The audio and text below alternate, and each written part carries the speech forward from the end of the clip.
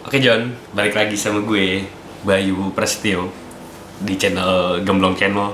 Asik. Di sini gue pengen share sama kalian pengalaman gue naik gunung, yang itu menjadi hobi gue saat ini dan mudah-mudahan untuk selamanya dan keturunan gue nanti. Asik. Jadi gini guys, hari ini tuh gue pengen ceritain yang namanya pendakian pertama kali gue. Kenapa gue bisa cinta banget sama yang namanya pendakian, kenapa gue bisa cinta banget sama yang namanya hutan gitu. Hari ini gue bakal ceritain semuanya, jadi terus stay tune di channel gue. Jangan lupa subscribe, like, and share video gue kalau misalnya video gue bermanfaat, ya kan. Nah, pertama kali yang pengen gue sampein itu sama temen-temen, mohon maaf nih, gue kan udah tukang bakso Malang gue, pengen makan jadinya, ya kan. Gila kali itu tukang bakso tuh. Nah, terakhir kali gue upload video ini kan sekitar di bulan 11. Itu isinya video tentang puisi yang berjudul Pamit. Nah, yang terakhir kali gue jalan-jalan itu yang gue upload di YouTube itu sekitar 2 tahun lalu, yang judulnya Gemblong Ghost Sawarna. Tapi sebenarnya itu terakhir kali gue jalan-jalan dan gue niat buat di-upload itu sekitar tahun 2020 bulan Januari, sebelum pandemi Covid ini datang ke Indonesia. Nah, itu gue tuh jalan-jalan ke Bali itu solo traveling gitu. Di sana gue solo traveling, gue bawa kamera semua perlengkapan dan gue bikin video. Tapi ternyata setelah gue bikin video nyampe sini tuh gue males ngeditnya. Jadi ya udahlah, atau gue bodo amat, yang penting gue bisa jalan-jalan dan senang gitu. Di sini gue bakal ceritain pendakian pertama kali gue ke Gunung Gede.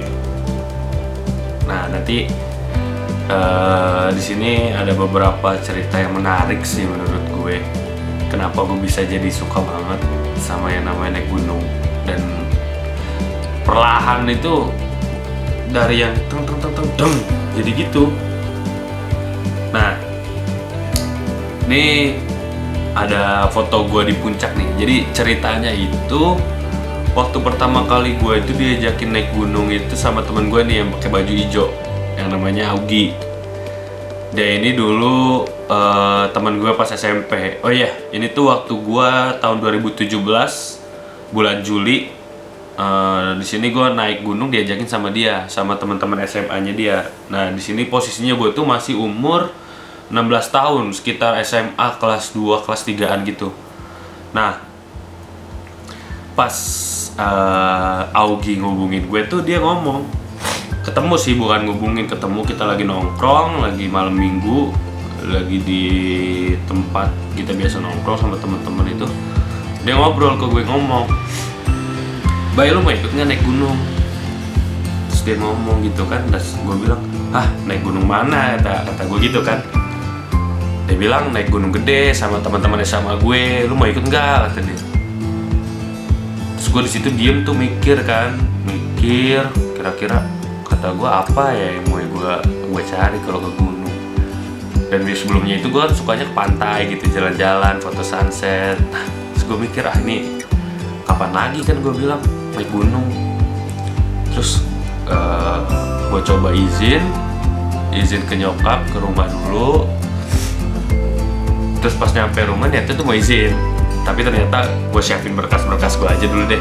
Kan karena kalau untuk pendaki di bawah umur 17 tahun itu masih harus menyertakan yang namanya surat keterangan izin dari orang tua, KTP orang tua, kartu keluarga, sama kartu pelajar.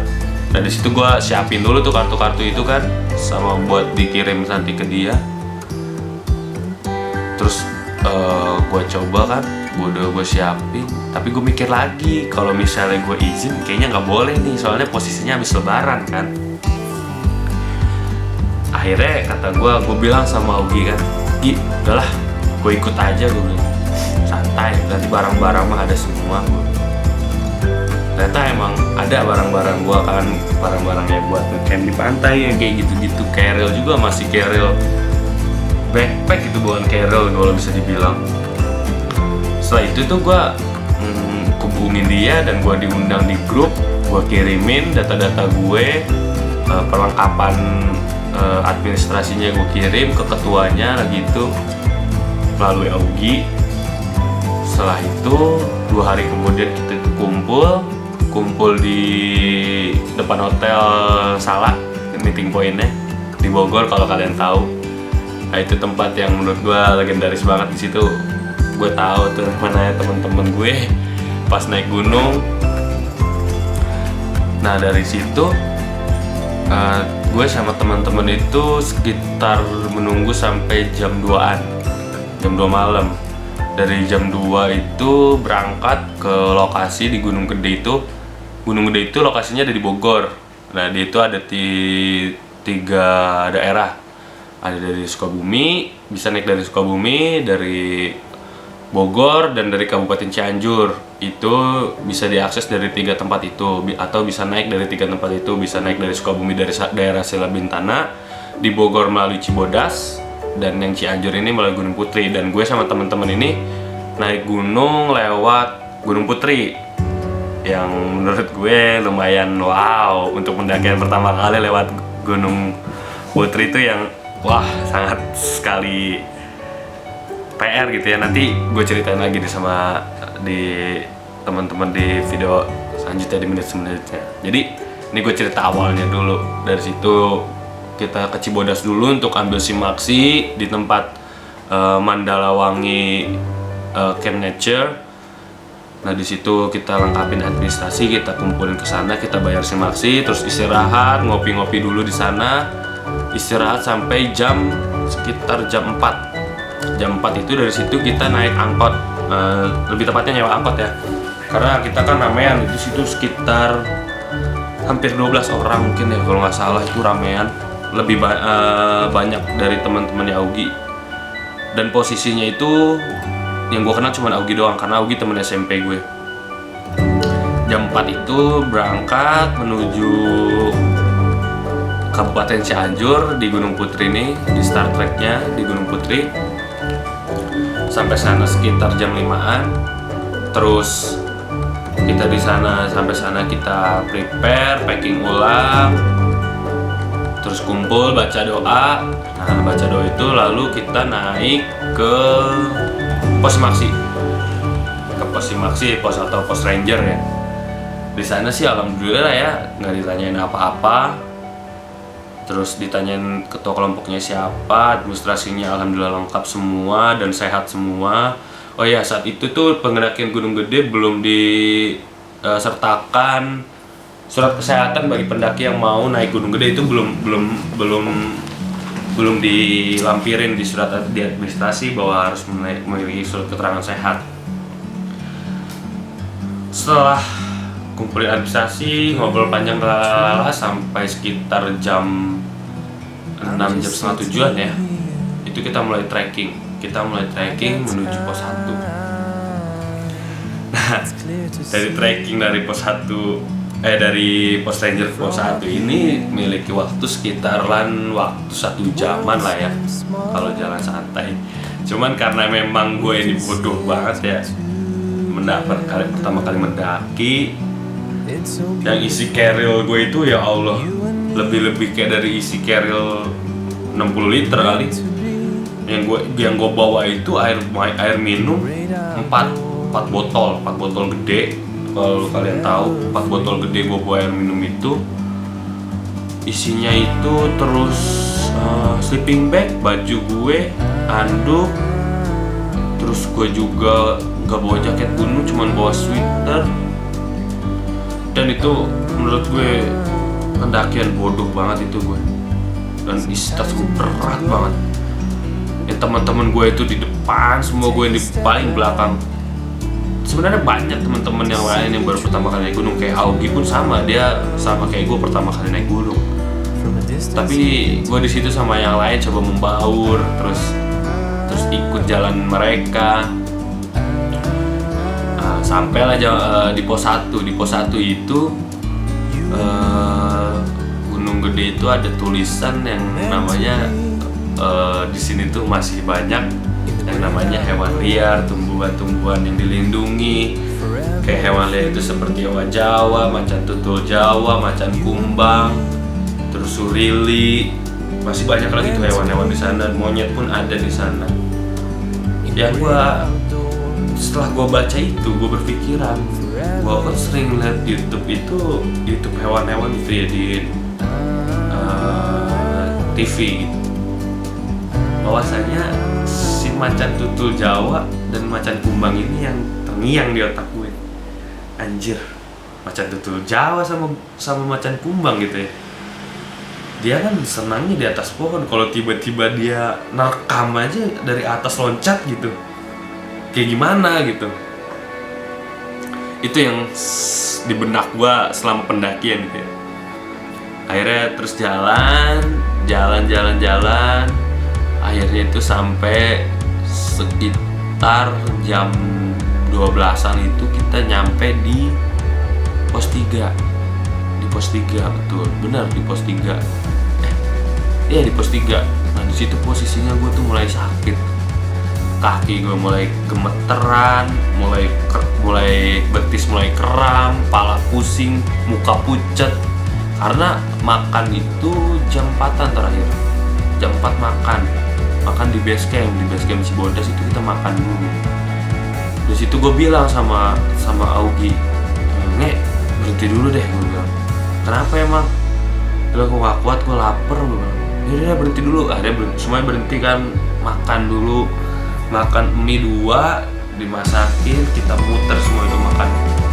Di situ seenggaknya perut gue mulai keisi, ada rokok. Nah setelah itu dari situ kita habis makan, lanjut lagi naik sampai ke pos 4 dan pos 5 lalu Surken kan.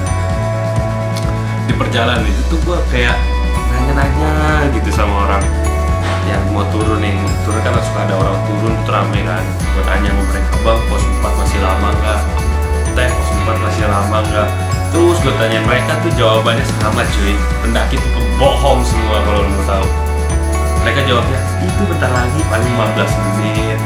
Orang pertama, terus ada lagi orang turun, "Pos 4 masih lama nggak? Masih jauh nggak?" Paling 10 menit. Gue bilang, ini tadi yang bawa bilang 15 menit, ini 10 menit. Yang bener yang mana? Gue bilang dari tadi mereka ngomong kayak gitu terus. Sampai sejam cuy, gue akhirnya nyampe ke pos 4. Sejam dari setelah gue nanya orang-orang itu ya, bukan sejam dari gue buat nyampe pos 3. Jaraknya dari pos 3 ke pos 4 itu lumayan jauh, sekitar 1,5 jam, sebenarnya 1 jam atau sampai 2 jaman. Anjir, udah gue gak mau nanya-nanya lagi. Soalnya posisi treknya itu kan kalau dari pos 3 ke pos 4 dan pos 5 itu lumayan sih, jalannya begini. Nanti gue kasih lihat fotonya, videonya, sama foto videonya. Gue kasih lihat. Nah ini nih foto-fotonya nih. Ini treknya kan gue bisa lihat sendiri tuh, trek pos 3 ke pos 4 kayak gimana tuh. Kayak begini jalannya cuy. Terus itu tambah lagi banyak pohon-pohon tumbang. Itu kalau kita naik itu kayak dagu ketemu sama kaki. Jadi bener-bener kita naik tuh bener-bener begini gitu. Singkat cerita akhirnya nyampe tuh gue di pos 5 Surya Kencana. Itu pas begitu nyampe, jalannya kan landai. Jalan landai nih gue bilang, seneng banget gue. Udahlah kata gue, santai aja jalan terus, jalan landai ini kata gue. Dari jalan-jalan temu tuh lapangan luas, alun-alun Surya Kencana. Siapa gue? Gak nyesel gue, 7 jam jalan gue bilang. Akhirnya sampai ke Surken. Itu sumpah tempat paling enak yang gue pernah lihat itu ya alun-alun Surya Kencana. Buat ngopi enak, apapun enak di sana buat ngecamp. Jadi sampai sana istirahat di Surken sebentar, sekitar 15-10 menit tuh gue istirahat di sana, duduk ngerokok, ngopi-ngopi. Karena posisinya masih siang kan, masih jam sekitar jam berapa itu, masih jam 3-an, jam 2-an itu kalau nggak salah. Itu sampai di alun-alun Pitoke, itu masuk alun-alun ya, karena kan kita ngecampnya itu di arah mau ke puncak di sana. Kita di sana setelah duduk rokok berangkat lagi kan buat cari tempat buat camp area. Sampai sana, sampai tempat camp itu lumayan jauh juga sih menurut gue, dari pintu masuk ke tempat camp itu sekitar 20 menitan kalau jalan ya. Kalau naik motor paling 3 menit gitu mah. Ya saya pikir aja naik gunung ke motor mana mungkin kan. Udah tuh jalan, sampailah kita di tempat camp. Teman gue Ifna itu bawa tenda. Gue tuh satu tenda sama Augie, Ifna sama Poksang. Kita berempat ini satu tenda. Yang bawa tenda ini Ifna. Kita berempat ini pertama kali semuanya naik gunung, pertama kali, dan nggak tahu caranya bangun tenda kayak gimana. Itu kesalahan kedua, nggak ada persiapan, pengetahuan. Kita ngopi dulu guys. Pengetahuan yang cukup buat bikin tenda kayak gimana, set up tenda kayak gimana, dan persiapan makan kita tuh kayak gimana. Setelah itu, dah bikin tenda lah. Terus gue bilang, kok ini tendanya miring ya? Apa frame-nya salah? Gue bilang, ketuker sama frame depan. Karena kan tendanya tenda dom ya. Tenda dom yang ada terasnya itu kalau nggak salah tenda kapasitas 4 atau 5 orang. Mereknya sebutin nggak ya mereknya? Sebutin lah, mereknya Consina berapa, Magnum apa itu gue lupa. Kita set up. Tenda-tenda lainnya, tenda yang lainnya, 2 tenda yang lainnya udah pada bangun, udah bisa berdiri gitu, karena mereka ada beberapa yang udah pernah naik gunung gitu, udah tahu cara set up tenda yang benar, yang baik gimana. Kita ini masih bingung nih bangun tenda kayak gimana. Akhirnya satu temennya si Augie ngomong, nih nggak tahu siapa yang namanya, gue juga rada kesel sama nih orang. Lu gimana sih bikin tenda aja nggak bisa, kata dia gitu kan. Mentang-mentang nih gue bilang nih orang udah pernah naik gunung, gue bilang bongkar kata dia. Akhirnya kita bongkar lagi kan, dia juga ikut bantu bongkar.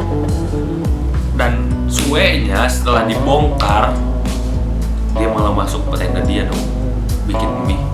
Gua sama Augie sama yang lain didiemin tenda gua. Gua disitu udah mau nabok tuh orang, udah pengen gua pukulin. Mau temen gue pendakian apa, bodo amat, gua nggak peduli. Cuma ditahan sama si Augie. Udah kita bangun tenda aja daripada lu pukul-pukulan bonyok kan. Mending lu bangun tenda, kita tidur istirahat kan. Akhirnya udah tuh kita nurut. Akhirnya jadi juga kan tendanya, walaupun ada mencong-mencongnya atau pasaknya yang nggak pas, atau frame-nya yang nggak tepat, atau kayak gimana tuh saat itu gua nggak tahu. Akhirnya tendanya jadi, gua keluarin perlengkapan gua di dalam. Gua matras pun nggak bawa guys, kalau lo tahu. Matras gua nggak bawa, padahal matras itu sangat penting menurut gue buat alas kita tidur atau alas kita istirahat. Sleeping bag gue itu sleeping bag harga 100.000 ya. Soalnya nggak ada dalemannya, nggak ada lapis dalemannya kan. Kalau sleeping bag yang enak tuh ada lapis dalamnya ya. Ada yang polar, ada yang dakorn, ada yang macam-macam. Mungkin gue tuh tipenya yang paling bawah kali ya. Situ posisinya gue udah kedinginan banget, gue bilang. Udah makan juga nggak makan nasi, makan mie. Ini juga salah nih, kalau misalnya pendakian itu makan mie terlalu banyak. Boleh makan mie, nggak salah juga, karena kan posisinya enak ya di gunung dingin gitu. Makannya yang anget-anget tuh pas makan mie, cuman nggak disarankan karena bikin cepet aus. Nah udah gitu buat tidur tuh, udah makan tidur. Jam 4 itu gue dibangunin sama anak-anak. Bye bangun, mau ikut ke puncak kah, kata dia gitu kan. Kata Augie, kata Ifna sama yang lain, itu dibangunin. Aduh kata gue, enggak deh, gue bilang naik ke puncak, kita balik lewat Cibodas kan, kita lewat puncak lagi kan nanti. Jadi mau ngapain lagi, gue bilang ke puncak. Udahlah gue di sini aja, gue bilang nanti gue pagi ngambil air sama Ifna sama yang lain juga. Poksang sama Augie kalau nggak salah tuh ke puncak. Kalau nggak salah sisa gue berdua sama Ifna di tenda sama yang lain. Nah dari situ dibangun itu gue nggak bisa tidur lagi tuh karena dingin, kaki gue udah mulai baal, udah mulai kram, udah mulai nggak ada rasanya tuh. Karena saking dinginnya, kaos kaki pun lagi tuh gak gue ganti, baju pun gak gue ganti. karena bawa bajunya terbatas, bawanya cuma 2 setel buat pulang. Akhirnya gue tungguin tuh di depan tenda sampai matahari terbit. Itu dinginnya ya Allah, kata gue nggak hilang-hilang. Gue nungguin matahari tuh kayak seneng banget itu matahari nongol gitu. Sampai posisi sekarang jam 7 itu gue tungguin dan gue di bawah matahari gitu aja. Gue seneng banget gue ketemu matahari. Yang posisinya dingin jadi anget gara-gara ada matahari itu. Terus udah jam 7 itu gue samperin si Ifna kan, nah kok teman-teman belum pada turun ya nak?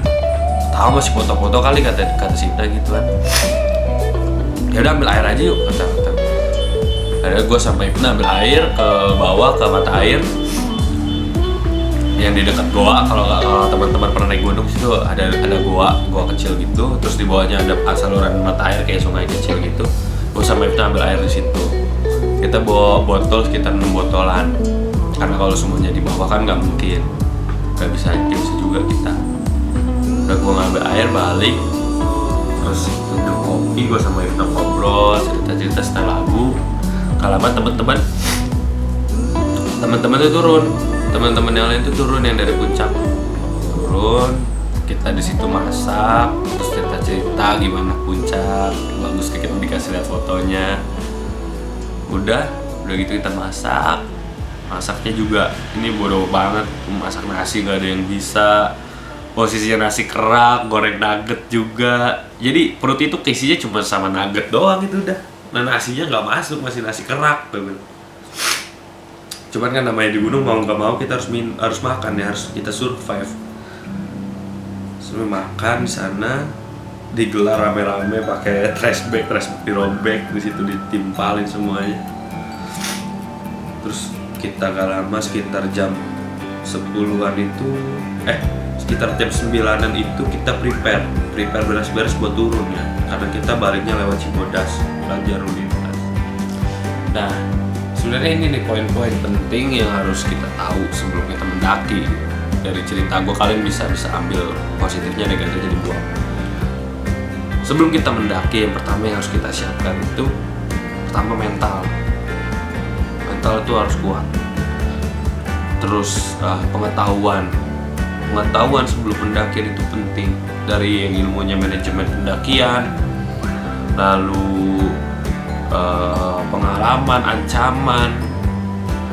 ancaman di hutan itu apa aja, lalu kalau tersesat seperti apa, membaca arah mata angin, terus ilmu survival itu dasar-dasar yang memang harus teman-teman punya sebelum namanya mendaki.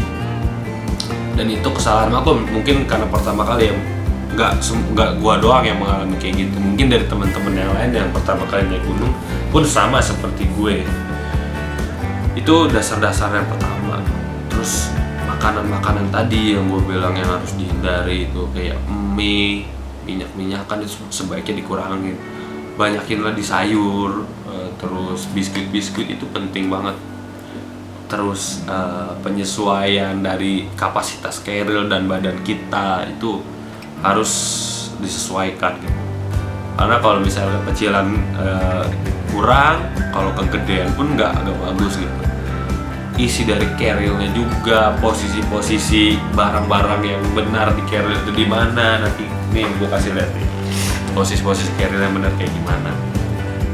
Nah ini dari teman-teman ini harus paham apa aja yang harus dilihat sebelum naik gunung kayak gitu. Sejauh ini sih pertama kali gue naik gunung belum ada hal mistis ya, cuman tadi kan ada hal mistis, suara dangdut, cuman nyatanya kan ternyata ada hajatan. Tapi gue pernah ngalamin hal mistis yang lain, itu bakal gue ceritain nanti kalau video ini ramai. Itu gue ceritain pengalaman mistis gue di gunung. Dan pendakian lucu pun ada, sangat campur aduk di situ.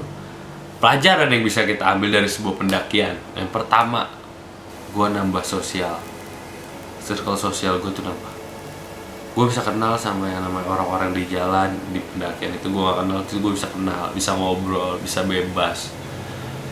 Terus gue bisa menikmati keindahan Tuhan. Di situ gue berasa bersyukur, ya Allah ini lu yang lukis, ini kamu, ini Tuhan yang melukis. Gue di situ, wow, indah banget gue bilang. Gak senyangka itu gue bisa nyampe di tempat kayak itu. Terus yang ketiga yang namanya kebersamaan, itu mahal harganya pertama. Terus apalagi ya, banyak sih sebenarnya ilmu yang bisa kita ambil dari sebuah pendakian. Jadi itu aja sih yang gue bisa kasih dan bisa share sama teman-teman beberapa pendakian gue. Dan mudah-mudahan gue bisa bercerita lagi, dan gue bakalan insyaallah gue bakalan jalan sekitar bulan depan itu mau ke Pulau Seribu, bukan mendaki tapi traveling ke tempat. Tungguin terus videonya dari gue. Jangan lupa nyalain loncengnya, jangan lupa di subscribe, jangan lupa di like dan komen dan di share. Oke?